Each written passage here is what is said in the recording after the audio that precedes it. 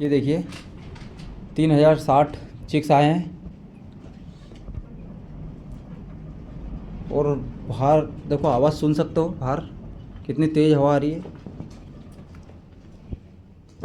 और एकदम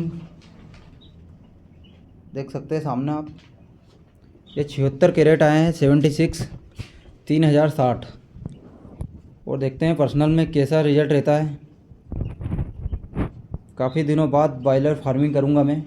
मुझे हमेशा कमेंट में बोलते रहते थे कि फार्मिंग मतलब वो कड़कनाथ के वीडियो डालता था तो मेरे को पूछते रहते थे कि बॉयलर कब करोगे। तो ये देखो बॉयलर डाल लिए इसमें। 60 है ये, 30 के ये। हाँ 60 है इसमें।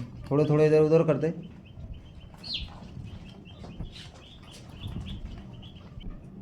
देख सकते हो आप, सुबह दिखाऊंगा मैं पूरा।